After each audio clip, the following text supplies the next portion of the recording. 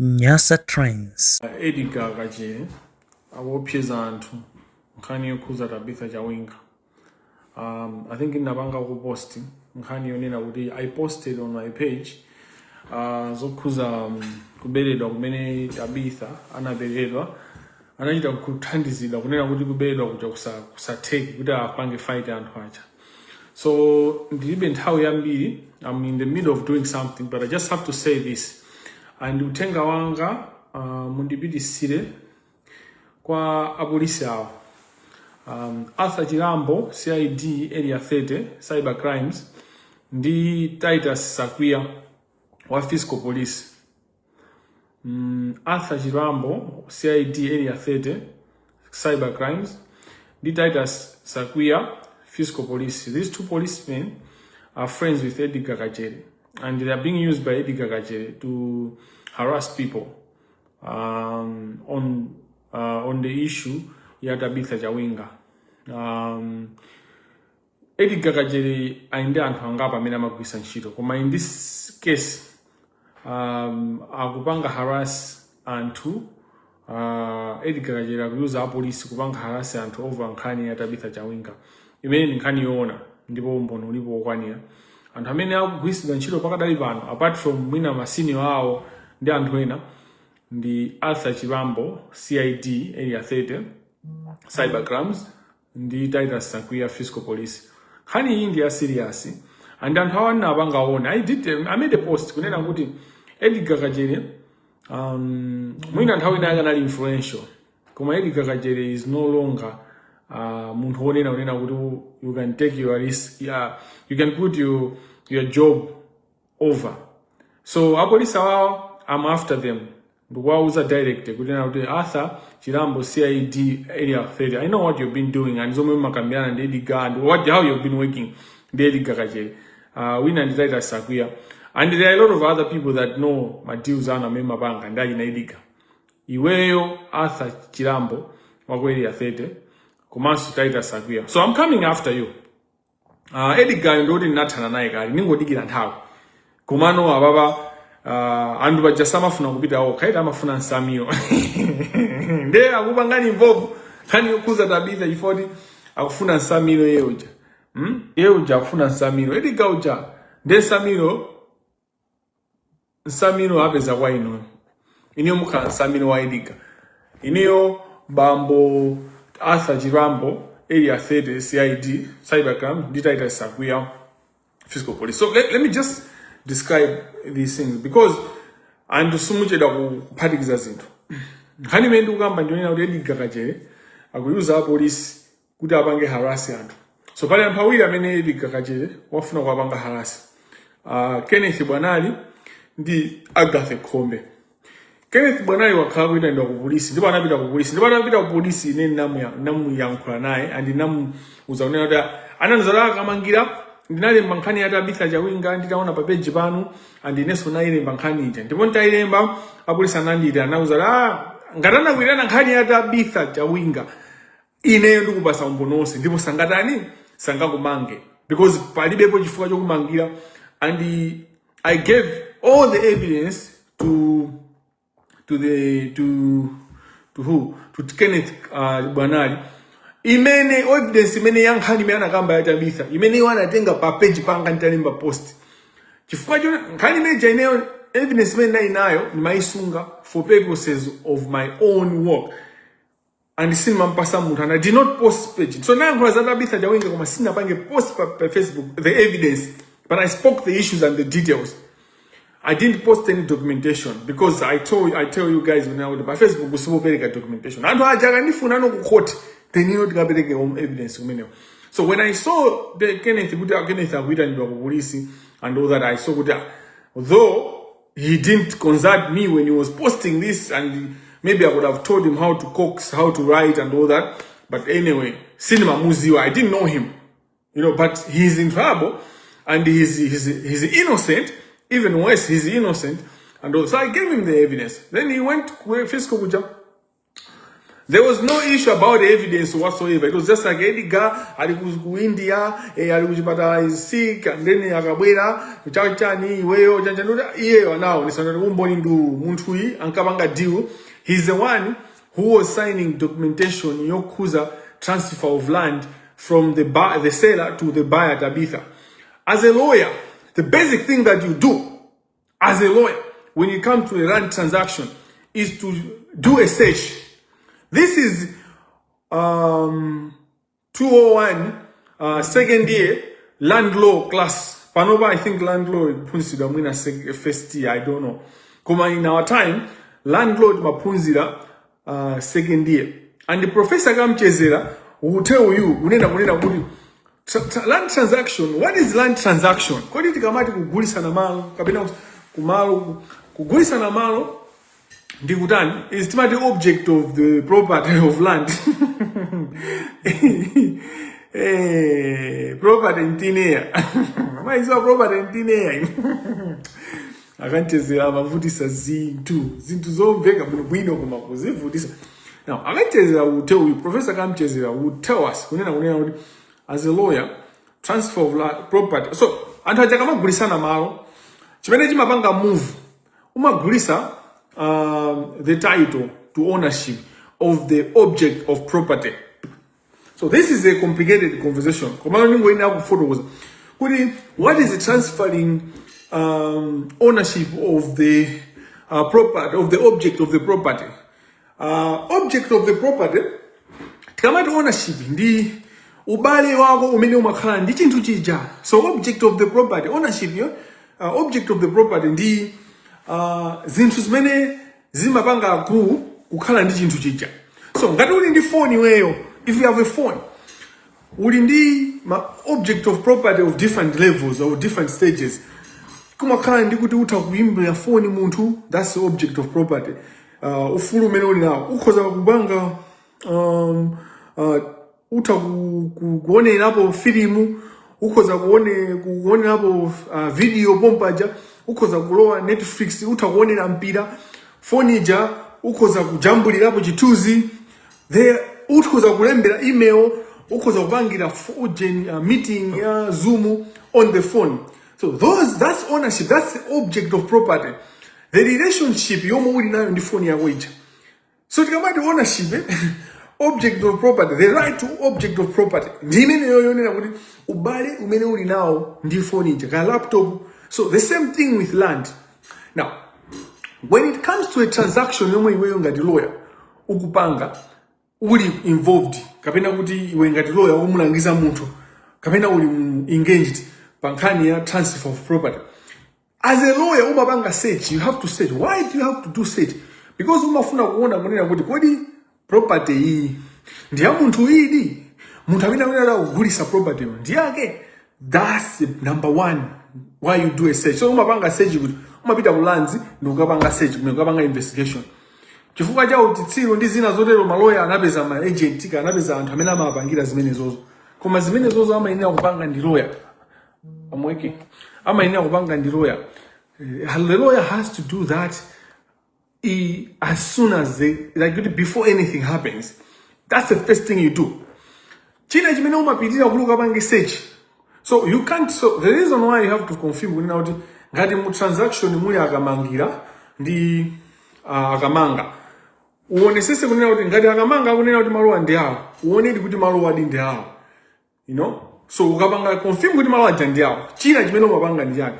Umayenera uziwe ngati lawyer kunena kuti kodi akamangirawo malowa sana katengere ngongole kuti kose palibe bwene incumbrance chifukwa ukagula malo aja, ukagula title ija, umagula chilichonse, you buy the land mpansi paja padoti pamwamba pake up to a certain level. So mwamba kujaso mmakhala mwako mina ndisumaziwa ukagula malo aja, malo amene umagula si land yokai si padoti pokapaja pafumbi paja.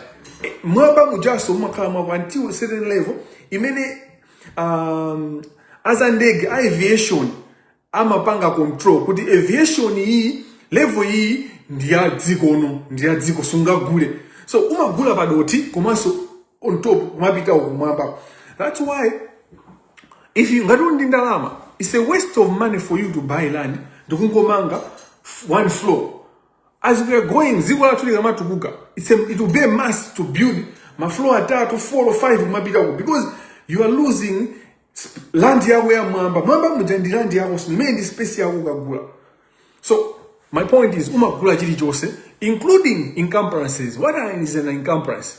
An encumbrance ndi chinthu chimene chimapangidwa hodi ndi malo anja. Mwachisanzo ukapita ku bank ukatenga ngongole malo aja wagwira. Imagine ndi encumbrance. Ndi chinthu chimene chakuthira ndima chakutiridwa ndi malo aja. Malo aja sangaende opanda chani?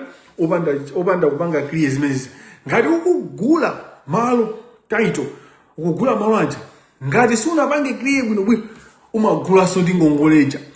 Mukaona bwino za Amalis Hotel. Cartel si mafuna kuti mumvese bwino investigation ya Amalis Hotel. Munkhani ya Amalis Hotel pamene akubweresa umboni. Mukaona parliament chazi akumufusa fuso. Mfana uyu Gabriel Chambers, the acting, the illegally, because it's illegal now. The Gabriel Chambers is illegal. He's not supposed to be acting beyond 6 months. So we have illegal leadership with SCB. So you can't expect, of course, SCB to work in that regard because I could get and shit beyond what the law provides. Muntama is now acting for 6 months. After that, either Mumchose or by operation of the law, we now call the actual SCB director by operation of the law. So by this reason, as long as we got APM muja, akugona tonchijandika akudwala kandi ukalamba by operation of the law zienda. Things have to provide because the law does not leave gaps. If you want to make my gaps into my explore my gaps at.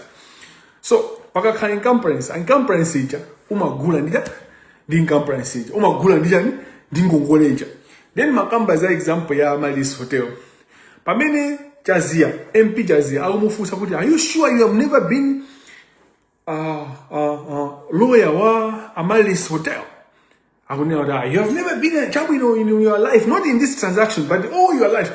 The reason is, Anthu aja anali ndi umboni, onena kuti Chambers anali ku meeting ya Anthu aja. Then umboni umene sapereka Anthu aja. Anthu ambiri simunasate. Umboni wake unali wonena kunena kuti Chambers anali kumene kuja palika audio kamene anapanga video meeting ndipo inali I think Zoom. Then Zoom ija inali recorded. So Zoom imasunga record ikakhala kuti properly yogula ija yolipira imasunga it records. So Chambers imene mujawa akunena audio imene mamveka akwalangiza akwauza trust fund ma trustees aja kunena kuti mukamagula malo mumayenera kuti muone ifa mukagula pakakhala ngongole mugula so ni ngongole iji ndiye utha kumaona ngati kuti wagula malo kumano mumapeza sulu kugula majani ma encumbrances anayuza chizungu china kumano ndaiwala kuti anayuza chizungu chani. So nkhani yake ndi imene yonena kuti as a lawyer if you are in a transaction if you are in a transaction ngati uli involved ndi kugula kwa malo kugula kugulisa kwa malo ngati uli involved ngati lawyer ndiye kuti chili chose chimene chikuchitika pamene popo iwe umayenera kuti ukaona kuti munthu idi malo ati ndi akamanga kodi malowa yes in title he holds the title kumano malowa alibe encumbrance palibe milandu ina. So encumbrance imatha kukhala loan yomwe munthu anakatenga ku bank ngongole pena an encumbrance imatha kukhala a restriction order. So chifukwa cha milandu ina anthu amatha kuyika ka restriction order pa land kuti land jasingagulisidwe sipangachitike chilichonse until china chake chilizoka amangozanga ka restriction order kulanzi kuti zimakhala ku ma documents. So that's why you need to do a search as a lawyer. Now beyond that kodi malo amene Edgar Kachere anakhutsana ndi Chawinga panachitika ndi chani? Chawinga uje anachita kupangidwa approach and tukamba za Tabitha anapangidwa approach ndi munthu wakufamu. Anthu wakufamu amachita kumuziwa kufamu maziwa anthu ampira ambiri amakhala katangale. So amachita kuziwa uyuyu ali ku China, she's making good money. So anampanga target nzimayi uja nsikana uja mai watu uja chemwali watu Tabitha timati hero pangolini ndisapa kamwe chabe Malawi. You don't care, you don't give a damn about Tabitha, because if you gave a damn about Tabitha bwezi muta panga follow up kuti kamangira amakamba za Tabitha kuti amafuna anthu akumuomba ndizoona ndipo nkhani ya Tabitha ili padwe, but you don't care about anyone other than design za moyo wanu ndi ana anu. Amalawi summasama za munthu. You don't care about anyone. That's why even Katangale amapanga thrive chifukwa kuti anthu summasamala za anthu, summasamala za dziko. You don't care about the country. Mumangosamala za inu. Ndinu anthu ozikonda Amalawi. You are selfish by nature. Here we are warm high. We are smiling for people. It's not a thing. It's how you act after that smile. What you do in the absence of those people. Zimene zimapanga matter. Zimene zimapanga Malawi.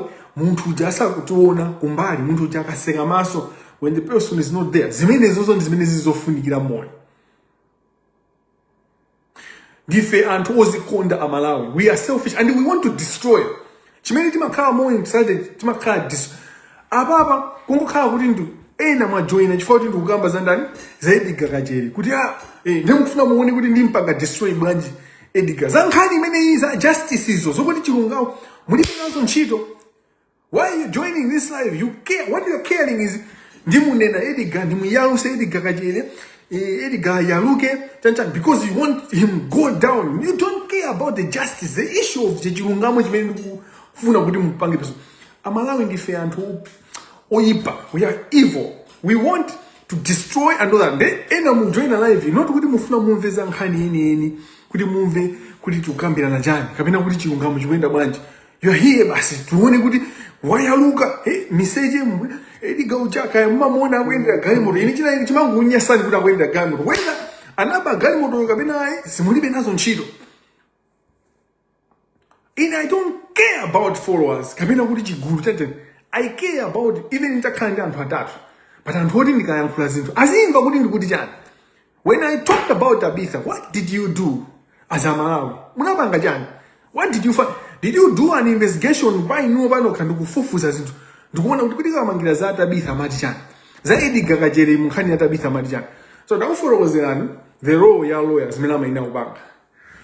Then ndikuzanza kufamu kuti kufamu kunali atayi nake sindatchula for now chifukwa ndifuna live ikhale ya ifupi for ndi zinthu zimene I'm in the middle of something kumano I've just been disturbed by what's happening kuti achina Edgar Kajere aja they are taking the police ngati yawo kuti apolisi aja kungwauza achilambo kamangeni wakuti Arthur Chilambo wakweli ya 30 basi tikumanga Titus Sakwiya basi. The police are stupid. Polisi yonena kuti alisangopanga zake ngoitenga polisi ngati kuti farm ya wanu. Ndichifaya yake mukuona kuti munthu wina ndi deputy minister, ex girlfriend wake, ex wife wake, the inspector general of police. You know zinthu sizimayenda choncho muziko lina yo sizimayenda choncho. Munthu wonena kuti amayankha mulandu wa mada. Andi mada yoti inachitikadi. Chifukwa tomwe kuphonye kutayidwa kumene unatayidwa amayi amene aja kuti it was a level of involvement. Komanso munaenda ma movement uja umboni ndi investigation. They tried to protect the senior people. Many zimaendera kumala kuti katero jeka unaona they tried to protect their own. Amaya amene aja amayankha nkhani yokupha Buleya Lule. And what happened when DPP came into power? Immediately anthu amene anamangidwa ulole. Mukuziwa kuti anthu amene anamangidwa nkhani ya Buleya Lule ali kutiko. Kanduzeni no mukuziwa kuti amene anamangidwa nkhani ya Buleya Lule ali kutiko. Dziko lopanda chilungamo, a country that doesn't care about justice. Ndi dziko lonena kuti ineyo ndi dziko la ugalu kwambiri. Dziko losasamala cha za chilungamo. Azibambo inoyo achina Arthur Chilambo CID area 30 cyber and Titus Sakwiya fiscal police. I'm coming after you. So watch me. Watch this space. I'm coming after you. Inoyo atukula. Chris Tugula. Ndikupanga formal request, the formal complaint. Panoba pa Facebook. In the formal yaba no bandi against Arthur Chilambo CID area 30 cyber crimes. The Titus Sakwiya fiscal police in their abuse of office being used by Edgar Kajere. And I'm asking you to quickly search, do a search, their phone, my contacts how they speak to Edgar Kajere. So a warrant of search for their phone, you should search their contacts, Menama Yankulana and Edgar Kajere, who they speak to, or maloya amene ali close ndi majaji amene ali close ndi Edgar Kachere. So you find a lot of things. In fact, achina Arthur Chilambo tipeza zambiri. Achina Taita Sakuyawa, we'll find a lot of things. Now, maona post yanga ndalemba. Post yanga ndalemba unena kuti criminal Edgar Kachere omangisa criminal Agape Kombe in a general scheme of things he is a criminal. Izizi ndinakuza ndikala Malawi. He was trying, he made some attempts, whether by words or by action, that's a conversation for another day. But he made direct threats against my life. Time in MCP in bomb. So Agape Kombe sikuti waera lero ndi criminal. Koma ngati wamangidwa nkhani yoona ndionena kuti anani nazoona. That's a problem. Even a criminal deserves justice. Are you following me? So Agape Kombe was putting a threat on my life. It was over. I mean, akuziwa ngati akusalira 2024. Agape Kombe was coming after me. Nditangoyamba ukamba za Thabo Kachaka Kanyende za Attorney General of that time. Agape Kombe he declared war against me. Direct. Koma nokumbanga nkhani ya Tabitha Chawinga ndizausiru. Because nkhani za Tabitha Chawinga ndizoona. So even a criminal deserves justice. That's the thing. Muntu wakufamu, remember atu pamene ndiliro. Anamupanga Cox Tabitha uja kumunyengerera pali malo janjanjanjani. Muntu amene Tabitha ankagulisa malo. Anali muntu onena kunena kuti wakateo so. Kateo yalandi tunde ndi yayikulu. Kateo yalandi I need a week, a month actually. Kuti ndizakufotokozere ndizakateo yalandi ku Malawi. Komano zimene that's not for today. Muntu amene nzamutchula dzina nkazakhandira eni mendi wanga. Izi ndingopanga I don't know how many times I should repeat kuti apa ndingopanga zothamanga, right? Muntu amene anamugulisa munthu uja malo Tabitha uja kugula malo aja ma transactions kupereka popo Edgar ja kusaina. Edgar uja time na masaina zimene anayagwira ntchito kuja ku my backs imene panopa ndi Centenary Bank ya Katolika. Anda Katolika ndikuyang'anani. Akatolika mundu uyang'anani.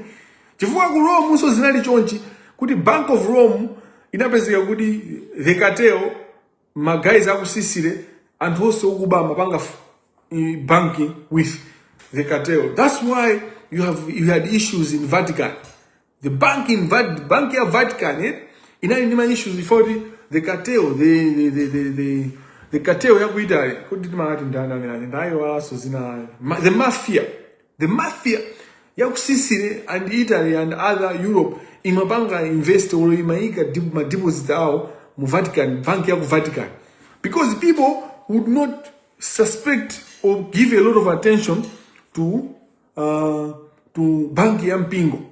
But that's what they were doing. So Centenary Bank is at a threat kunena kuti kuliso ma criminals kumeneko majaji okuba osewa ndikwane nawa ma politicians okuba they are putting their money mu Centenary Bank. Chifukwa choti Centenary Bank ndi bank ya Katolika. Anthu mukamva Centenary Bank mangova zinata atendera mwana ndira mzimu oyera. Amen. Pamenepo ndalama zikuyenda kumbuyo chonchi. Pamenepo ndalama zoti abela mawu katangalesa amene ndalama zikulowa kuchani ku Centenary ino Mungu oganiza za Eucharistia. Yet, so they use the face. Criminals, they are sophisticated. And they try to be sophisticated. They try to use what, pamene Mungu yanga the blind side. Akatolika wazi, masacrament, panga protect. Oh, masacrament. They will use the sacrament to cover up the criminality. So, Edgar Kugina Chilo Kusedina, 3 years later, or some years later, Tabitha, Malawaja, Wamanga Bunubino, Watukula, Waivanga invest about 180 million. And I said I'm not being specific. Kuma waigamo ndalama Malawaja, Wangwega Island, season na denge lukantau, a bank ya nabwira, a Centenary, by backs. Tabwira ndizi makalata, akuti malowa, amene anakugulisa ni amapanga owe ndalama ya bank. Inu mnali kuti and how do you know kuti malowa anagulisidwa?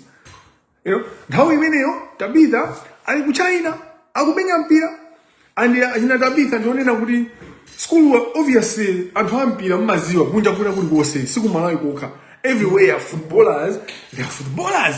So zinamutenthesa mwana nsikana then wapa izi so Tabitha safuna zokongo zamenyana I think Tabitha ofunika timphunzise kalati anthu amamuzowera kwambiri Tabitha uje mezana mamona papa ujemba jaku ngodeka ndwajoncho basi nyamuoneka kuti ndofunika kumphunzisa kalati ndofunika kumphunzisa kalati kuti anthu ena wazungu athana nawo magayizi acha kuti iwe malo watu munthu amene anakugulisa niyo anali kuti anatenga ngongole zingati about 20 million chako panopa yakwana pali ngongole yapanga maprofi yapanga ma interest yakwana 200 million kanali 90 million ndayiwala Tabitha atu basi changu tigulisa pombo amapanga tuzangu changu kateo kukubasa precha mwene kukubasa mantengene Tabitha tukuta kuno ine zimene zichanja kena wanani wata ndizibire kambia na anthu ajenda mabwera ano akufamwaja akubwera ano Tabitha ndaona kuti asizinaende koma ukuziwe wewe ndizampira azizizi kusokoneza kaliya yako tangothana nawo ungwalipira chifukwa akakusokoneza zampira it will affect abamukuza ngati mwa uziwa se ngati akukukonda kateo it's a system like amakakuti even abusa abatakuuza abusa chakubwera uzakuuza ndamva kuti asizinaende even mukabapanga confession kumalawi kuti be careful with your confessions even to a priest even mukamankhulana ndi pastors amavuto anu be careful because kateo imamvetsera andile ndikuze ni chinsisiji ngati mupanga so the weird thing and the strange thing the cartel is so sophisticated kuti even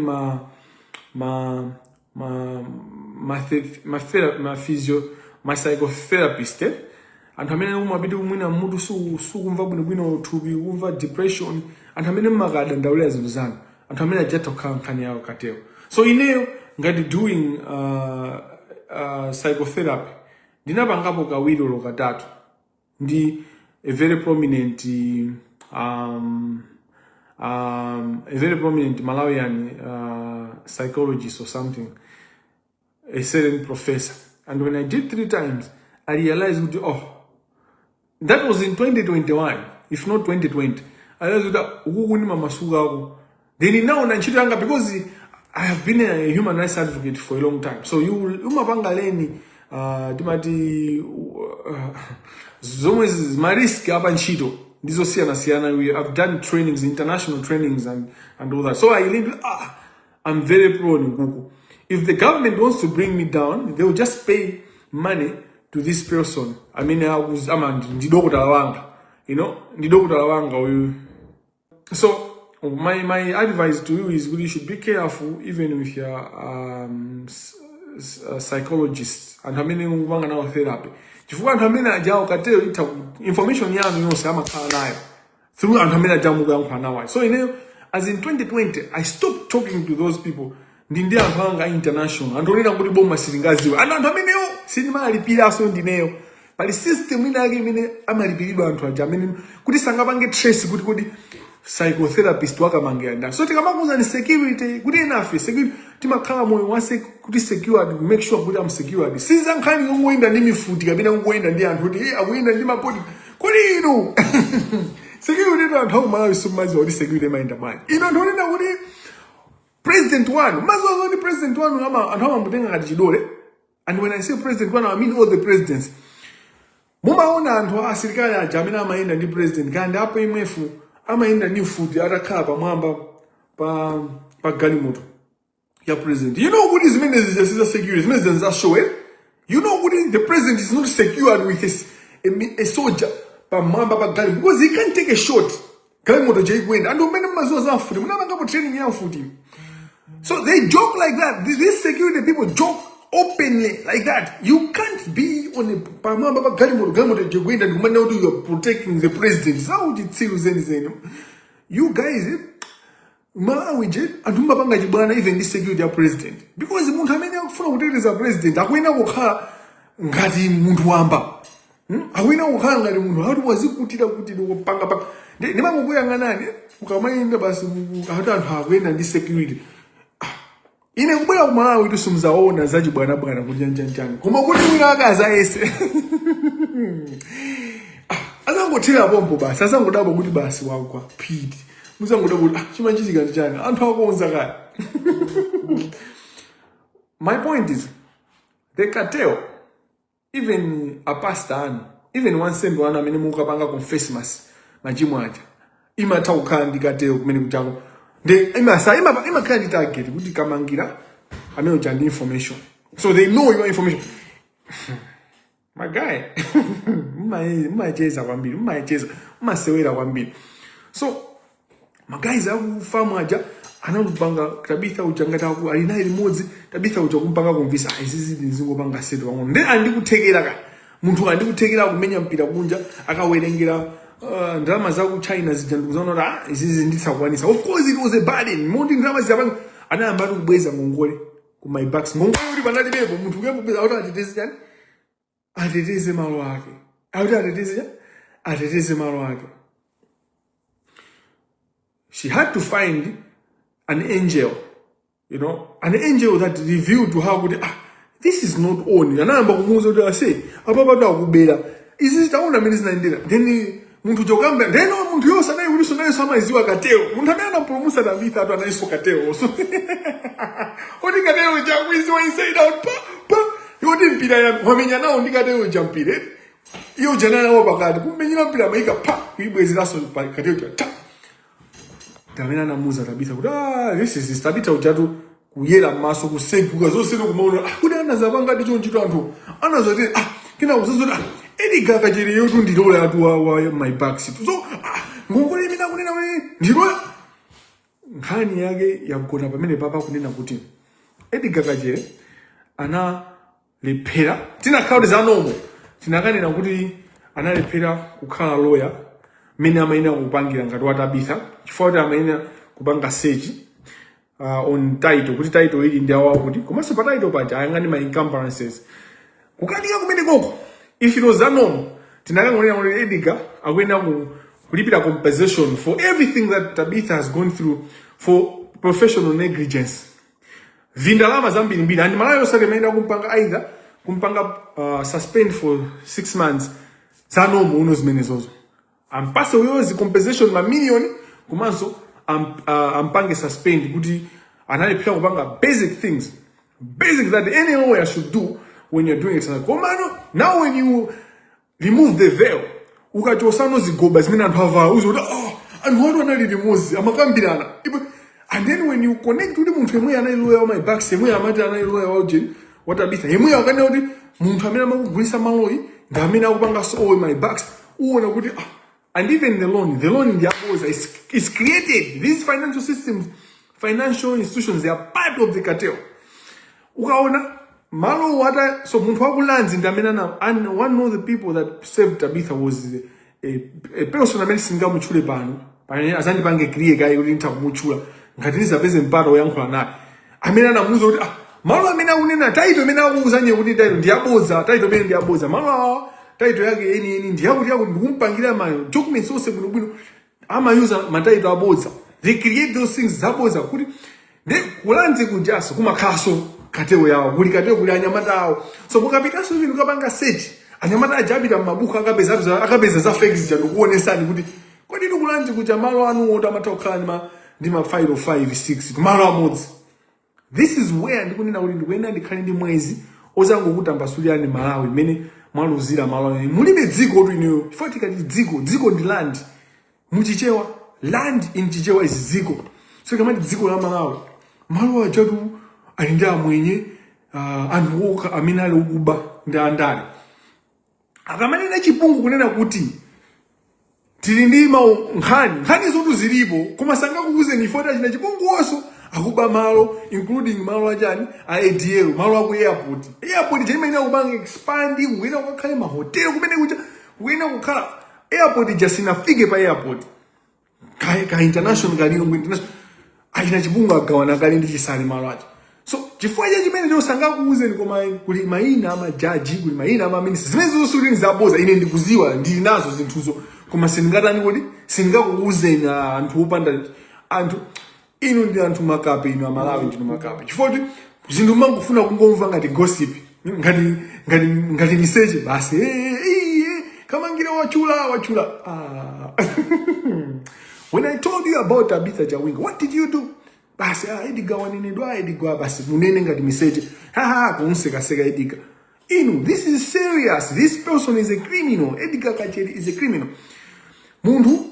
So when you then remove the veil, I was there. Nali pamene ba. Ukachosa veil je ubeza kuti achina Edgar chanali mu system they were together. So says jamapangira limozi. So when you understand that, that's when you see oh, it's not even about compensation. It's about kunduliana. I'm not just having a lawyer. Akuyenera kumangidwa. Akuyenera kuyankha milandu. Now, where I'm it. Pamene ndakuya no pano. Other than not. Ndikuti chigawenga ndichimene chikutuma apolisi ndikuyamba nokumanga anthu ena kapena kuopseza ngakhale kuti akumopseza yonso amene amanga pakadali pano ndichigawenga koma nkhani zawo chigawenga wake ndi zina akumangira nkhani ya Tabitha Chawinga.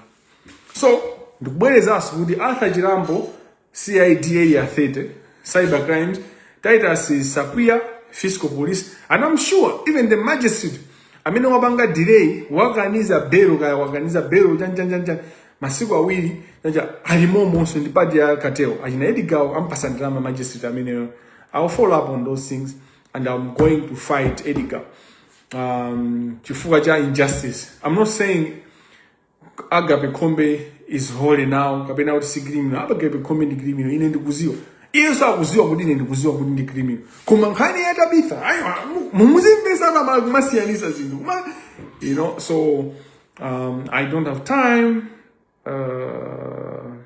atamia ja ndakuonani munizokamba kapena fale muone kuti atamia ja mukundiza mbiri zomayankhula pakati pamene baba zakatangale zikundiwaza kwambiri mwamba kulemba kwambiri zakatangale za leadership and all that.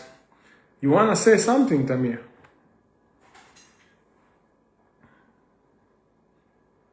Tamia Ja, are you there? Anyway, as I said, I had other things. If you have any questions, you can ask me. Komano, Arthur Chirambo, CID, area 30, ndikupanga zainuyo. Titus Sakuya, fiscal police, ndikupanga zainu. You wonder what fiscal police is gwiza na bwanji ndinkani mene. These people use Adika mangira ndi PM ndi pachibale musamamvere uyo. Ndimaoneka mwachitalika ine. Do I look like a mutalika? Ndimaoneka ngati tadigira mafuza. Mwana wa mutalika simesa nditadigira mafuza.